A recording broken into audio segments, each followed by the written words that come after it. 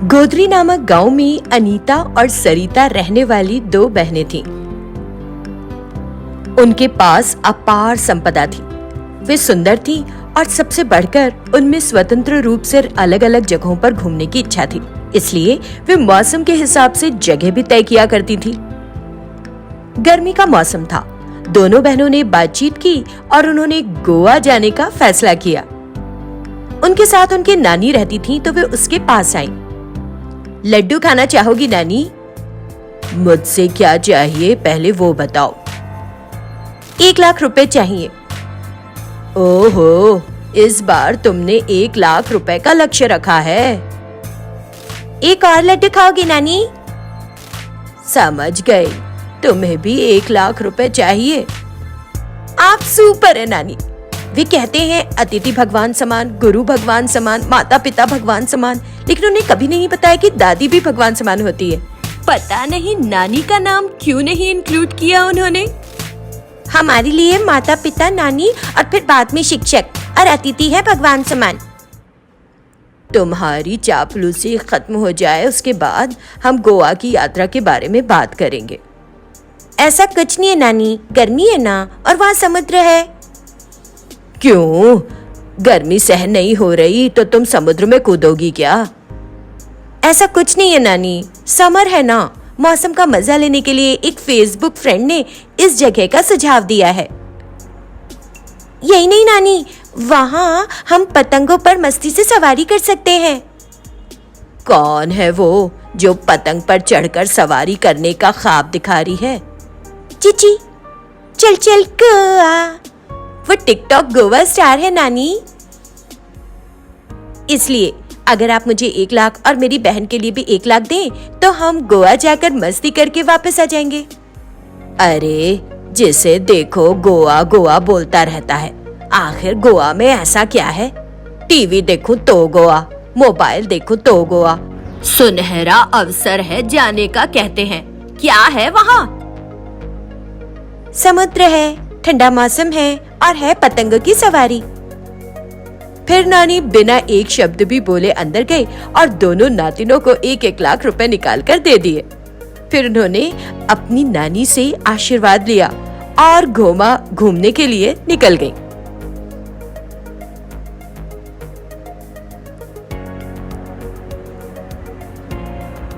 कई घंटों की यात्रा के बाद वे गोवा की एक झोपड़ी में पहुंची।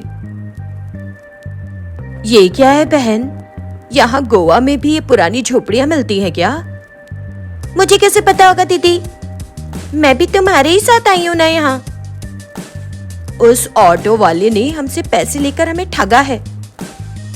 जब उसने कहा कि यहाँ सब कुछ मुफ्त है तो तुमने जल्दी में हाँ कह दिया, इसलिए वो हमें इस झोपड़ी में ले आया। यहाँ पर सब मुफ्त है ना, मुफ्त में हवा है, पकाने के लिए मुफ्त जलाओ लकड़ी है, सोने के लिए झोपड़ी मुफ्त है। दोनों बहनें झोपड़ी में गईं। जैसे ही वे अंदर गईं, उन्हें सांप, चींटियां और चूहों के अलावा कुछ नहीं दिखाई दिया। ये सब देखकर बाप रे बहन, हमें काटने के लिए सांप, चूहे और चींटियां हैं और ये भी हमें काटेंगे मुफ्त में। चलो चलो भागो यहाँ से। गांव की दोनों बहनें अपने अपने बैग्स लेकर उस जगह से भागने लगी और भागते भागते समुद्र के किनारे पहुंच गई। बहन, ये वही जगह होगी जो मेरे फेसलेस फेसबुक फ्रेंड ने हमें बताई थी। यहाँ ये शांत और सुखद है ना?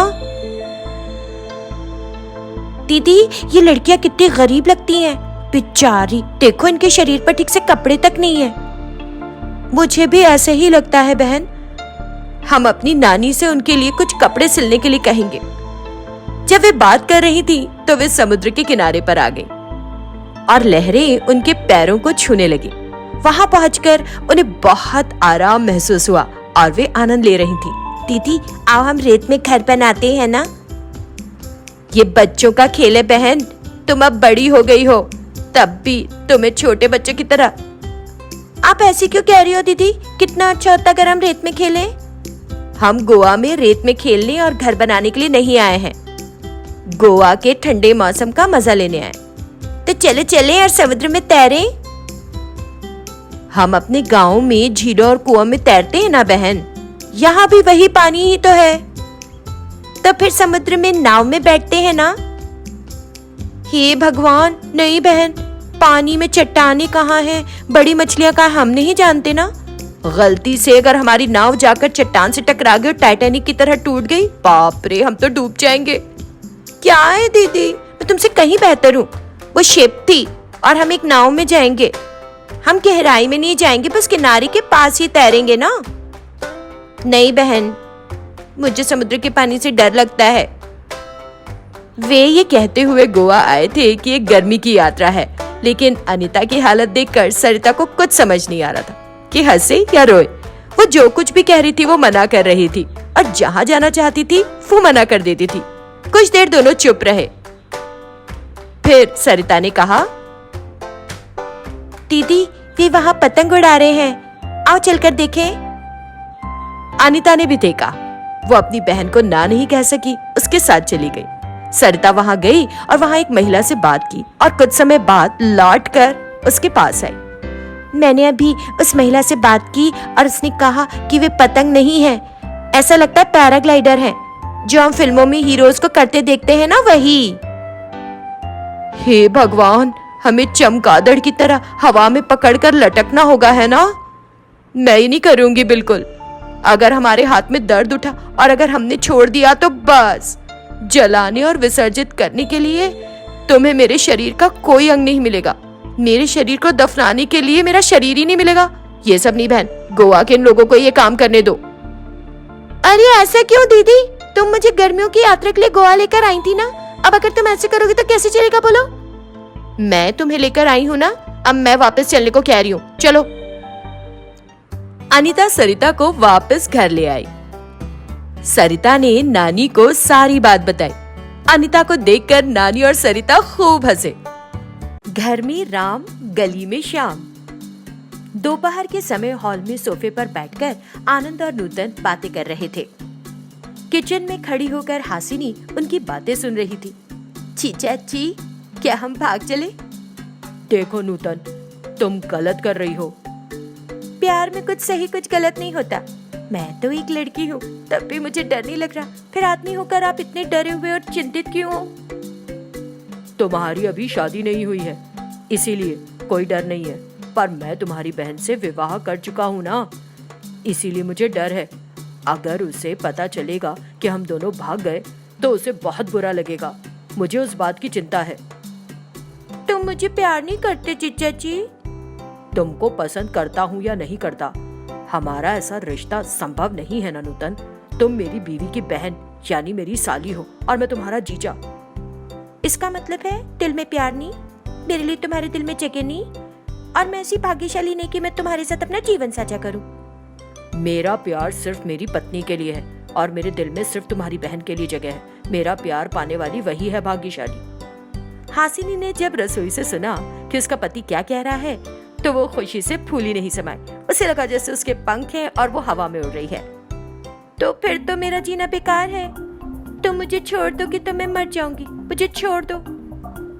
ऐसे देखते देखते मैं अपनी साली को कैसे मरने दूं? तो चलो ना, हम दोनों कहीं दूर भाग जाएं। मैं अपनी स्कूटी तैयार रखती हूँ, पत्नी से छिपकर तो बाहर आ जाओ। इतना कहकर नूतन स्कूटी की चाबी लेकर बाहर निकले। स्कूटी स्टार्ट की और उसका इंतजार करने लगी। तब आनंद जो घर पर था हासिनी को देखने के लिए बेडरूम में गया, लेकिन हासिनी वहां नहीं थी। वो शायद वॉशरूम गई है। सॉरी हासिनी, वहां मुझे नूतन को बचाना है। यहाँ मुझे लगता है मैं तुम्हें परेशान कर रहा हूँ। फिलहाल मैं तुम्हारी बहन के साथ जा रहा हूँ। तो वो उस कमरे से हॉल में आया और फिर वहां से बाहर निकल गया। हासिनी हॉल में आकर, मेरे पति और बहन मेरे साथ ऐसा कुछ करेंगे मैंने कभी सपने में भी नहीं सोचा था। मैं तुम्हें बताऊंगी कि मैं क्या हूं। तुम मेरी आंखों से कैसे बचते हो देखती हूँ। उसने पत्थर का पट्टा उठा लिया और नीचे आ गई। नूतन स्कूटी स्टार्ट करके तैयार थी। आनंद स्कूटी पर चढ़ गया। तब तक हासिनी उन्हें मारने के लिए पत्थर का पट्टा लेकर दौड़ती हुई आई। हासिनी को देखकर नूतन और आनंद स्कूटी की स्पीड बढ़ाकर भाग गए और हासिनी रोड पर बट्टा उठाकर उनके पीछे पीछे दौड़ रही थी। अचानक हासिनी नींद से उठ बैठी। उसके बगल में उसका पति आनंद सो रहा था। उस समय सुबह के ठीक 4 बज रहे थे।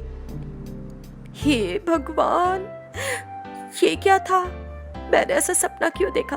बूढ़े लोग कहते हैं कि जो सपने हम सुबह जल्दी देखते हैं वो सच हो जाते हैं। क्या ये सपना भी पूरा हो जाएगा? उसके बाद हासिनी सो नहीं पाई, बस अपने पति को एकटक देखती रही। दूसरी ओर हॉल में बैठकर नूतन योजना बना रही थी कि आनंद को कैसे सबक सिखाया जाए। 1 घंटा बीत चुका था। ये क्या है? मैं उसे एक अच्छा सबक सिखाना चाहती हूँ, लेकिन मुझे कोई आइडिया ही नहीं सूझ रहा। अब मुझे क्या करना चाहिए? मेरे जीजा के ऑफिस जाने का समय हो रहा है। जैसे ही उसने कहा, उसे एक शानदार आइडिया सूझ गया। ओह वाह, जीजा अब नाश्ता करने आएगा और अभी तो बहन भी नहीं, बाजार गई है, इसके बारे में उसे पता नहीं। अब तो कुछ होना ही होगा। इतना सोचकर नूतन ने टेबल से कुछ दूरी पर तेल गिरा दिया। वो अपना पैर तेल पर रखेगा, फिसलेगा, नीचे गिर जाएगा और उसकी नाक सूज जाएगी, साथ ही उसकी पीठ की हड्डी भी टूट जाएगी और फिर मैं उससे चिल्लाते हुए सुनूंगी, अय्या मेरी पीठ टूट गई रे। वाओ, मेरा आइडिया तो वास्तव में बहुत अच्छा है। ऐसा हो जाए तो मजा आ जाएगा। तो बिना किसी देरी के वो रसोई में चली गई और आनंद के मनपसंद पकवान बनाने लगी। तभी आनंद खाने की मेज पर नाश्ता करने के लिए आने लगा। वो रसोई में खड़ी होकर आनंद को देख रही थी। तभी आनंद ने अपना पैर तेल पर रखा। बस आनंद फिसलकर नीचे गिर गया। मैं मर गया, हाय, वो चिल्लाया। तो नूतन को मजा आ गया। कुछ देर में वो उसके पास अपने हाथ में कलछी लेकर ऐसे आई जैसे उसे कुछ पता ना हो। आनंद धीरे से उठा, उसकी नाक बुरी तरह से सूज गई थी। अरे जीजा जी, आपकी नाक बंदर की नाक जैसी लाल रंग की क्यों है? तो नूतन उसे देखकर मुस्कुराने लगी। जब उसने नूतन के हाव भाव देखे तो वो समझ गया। नूतन को देखकर लग रहा है ये सब उसी ने किया है। ओह माय गॉड, मुझे इससे सावधान रहना होगा। ऐसे सोचते हुए डाइनिंग टेबल के पास आकर बैठ गया। नूतन ने देखा तो उसने जो कुछ भी तैयार किया था टेबल पर रखना शुरू कर दिया। चिच्चा जी, आप क्या खाओगे? हासिनी के खाने की मेज पर आने से पहले आनंद ने नूतन से फ्लर्ट करना शुरू कर दिया। प्यार से जो कुछ भी परोसोगी खा लूंगा नूतन। कसम खाओ, जो कुछ भी परोसूंगी खा लोगे, खाओ कसम। मैं कसम खाता हूँ, तुमने प्यार से इतना कुछ बनाया है ना, तो मैं जरूर खाऊंगा। पहले उसने लाल रंग की इडली परोसी। ये क्या नूतन, इडली लाल रंग की है क्या? ये रंगीन इडली है जीजा जी, खाओ, अच्छी है। उसके ऐसे कहने पर आनंद ने आगे कुछ नहीं पूछा और इडली खा ली। बस इडली में इतनी मिर्ची थी कि उसके कान से धुआं निकल गया। ये क्या कर दिया? प्यार से तुमने इतनी तीखी इडली बनाई है ना, तुम कितनी चंट हो। मुझे पानी चाहिए, पानी। जब उसने पूछा तो उसने उसे हरे रंग का पानी दिया। पुदीने का पानी जीजा जी। उसने वो पानी लिया और तुरंत पी लिया। उस पानी में उसने हरी मिर्ची मिलाई थी। जब उसने वो पानी पिया तो उसकी मिर्च सहन नहीं हुई और वो जोर जोर से चीखने लगा और नॉर्मल पानी पीने लगा। आई एम सॉरी जीजा जी, मैं सिर्फ आपके साथ एक प्रैंक खेल रही थी, लेकिन अब मैं आपका चेहरा देखकर कह सकती हूँ कि प्रैंक आपको बहुत तीखा पड़ा। लगता है मिर्च कुछ ज्यादा ही तीखी थी। ओके नूतन, बाद में रात में बात करेंगे, अभी ऑफिस के लिए देर हो रही है ना। ये मिठाई खाओ जीजा जी, नहीं तो मुझे लगेगा तो मुझसे नाराज हो गए।